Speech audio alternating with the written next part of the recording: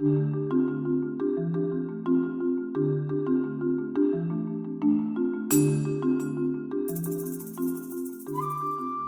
one of the trends has been more and more people on antidepressants, the so-called antidepressants. There's really no antidepressant. You don't anti-depress, What you do is suppress, And with this class of drugs called SSRIs, the serotonergic drugs, so-called, that have an effects profile that's virtually identical to amphetamines, and that are very, very, very popular, and huge sellers and multi-billion dollars per year profit makers, and for the various drug companies.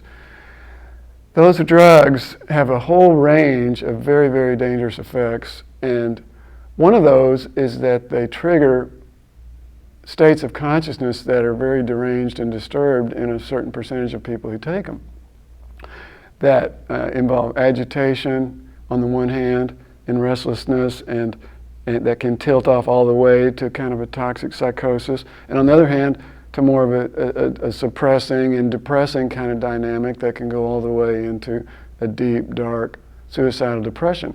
So one range of effects that you get at the extremes is called suicidal and homicidal. This is why finally, because of outcries to the FDA over and over again from parents and other people who've had horrific experience with these drugs, they were finally forced to at least put the so-called black box warning on it, which is the most serious warning that they do without actually stopping the drug, which just says, this can be really bad for suicide in kids, and now up to age 24. And the truth is, that's an arbitrary barrier. It's the same for any age, but they got the black box in there. So they've even acknowledged that, yes, this does create suicidal dynamics, and the research says anywhere from 4 to 10% of people. But at the other side, you see the aggressive dynamic and the homicidal deal. So what I've learned is that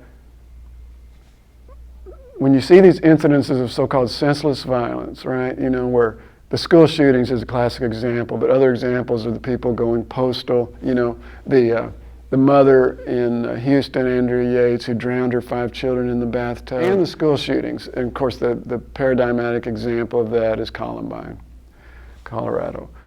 But Eric Harris was taking Luvox, and classic example. The SSRIs are Paxil, Prozac, Zoloft, Luvox, Celexa, Effexor, Remeron. There's many of them, but they all have the same basic effects profile.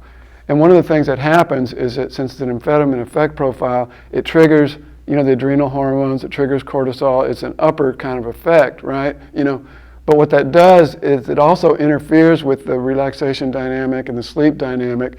And so you get at some point what Ann Tracy describes really well, but you get this thing of, it's called REM behavioral disorder, but it interferes with the REM, the deep sleep dynamic. You get this deranged kind of dynamic where the things that are normally processed in dreams, like if you think about it, a troubling dream that you've had recently, and imagine what it would be like if you confuse that dream with reality. You're getting attacked by Hell's Angels, or you're in a fight for your life, which is a metaphorical thing, like maybe you're fighting for your job, But instead you translate that over into reality, and, your boss is a killer or whatever, or the people at school, and you go off. And then if you're, or there's stories of people going off who've been peaceful and law-abiding all their life, and they start robbing banks. Peter Bregan has a book called Medication Madness that tells all these stories.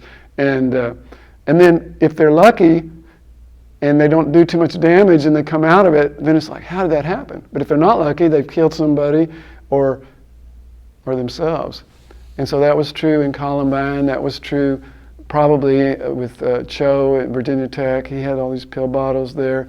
It was true Kip Kinkle in Oregon and Stephen Abrams in California. It's true over and over again.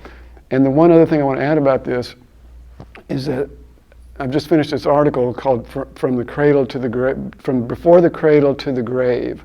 And so, you've got all these adults on psychiatric drugs. Now you have all these kids. So that's the main entry point into psychiatry used to be that transition into young adulthood. Now it's first grade, right? But then you have all these elders in nursing homes now, over 50% of them on psych drugs.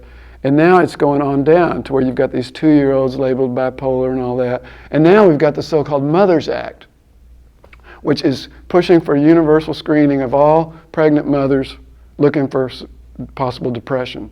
It sounds really good. Postpartum depression, you want to help these mothers and babies, and it's a great thing if you bring in basically attachment support and doulas and things like that. But if you bring in psychiatric diagnoses and treatment, what it means is you label it as a mental illness and you bring in the psychotropic drugs. And there's already a very high percentage, I've seen estimates of about 20-something% of pregnant and nursing moms are taking antidepressants at some point, right?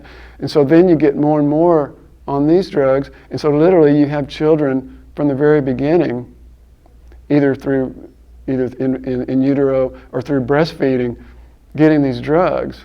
And this is a big controversy in the field right now, because on the one hand, people supporting breastfeeding want those moms to breastfeed because that helps avoid depression, right? But then you're taking this thing and you feed that drug to the kids, But what really does the number on our psyche and consciousness here is the educational system, for sure, and now the wedding of the educational system with psychiatry. So that whole thing of psychiatry in the schools, that's why I started Texans for Safe Education, to challenge psychiatry in the schools and psychiatric drugging of children in the schools, because that was really where it happened, and so, children lining up at lunch at school to get their Ritalin pills and that kind of thing. And now all these teenagers on antidepressants, because the progression now, see, Biederman's story at Harvard was that bipolar, was another one of these biologically, genetically based mental illness and stuff like that. But my experience has seen that you take a kid, you call them ADHD because they're not, some adults are judging that they're not behaving like they're supposed to behave in school. So you call that a mental illness.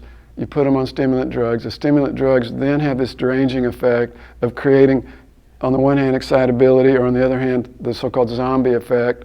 And plus you get daily withdrawal dynamics, right? And so you get this thing that pretty soon is called bipolar, right? So then you bring in a mood stabilizer. And by the way, you're probably starting to derange sleep along the way, so you get something for sleep as well. So you got a stimulant drug, a so-called mood stabilizer, which is another heavy hitter, some kind of downer for sleep. And pretty soon you then get bipolar with psychotic features. So then you bring in Zyprexa or Risperdal, one of the things which are the most poisonous drugs ever in the history of the world. And so you get these teenagers on 3, 4, 5 or more, and you have a lifelong market. Robert Whitaker has a new book. It's the best summary of the research on all this and the outcomes on all this. It's called Anatomy of an Epidemic. And the story is that 100 years ago, there was about 1 out of 1,000 or 2,000 adults in this country who were considered disabled by virtue of mental illness, and they were in the mental hospitals, right? By 1950, it was about 1 out of 500. By the year 2000, it's approaching 1 out of 50 adult Americans considered disabled by virtue of mental illness on the disability rolls in the United States. And the progression correlates exactly with the advent of the psychotropic drugs, because what they do is they literally create disability over time. Right now in this country, 850 adults per day and 250 children per day, 250, that's enough to fill an elementary school auditorium, right?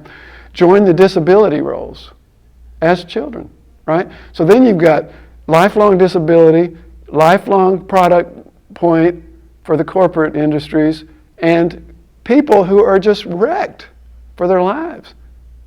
Think of that. Is called what my lawyer friend calls a pharmacost, Holocaust, pharmacost, but it really is, because on average, long-term psychiatric patients die on average 25 years younger than the rest of the general population.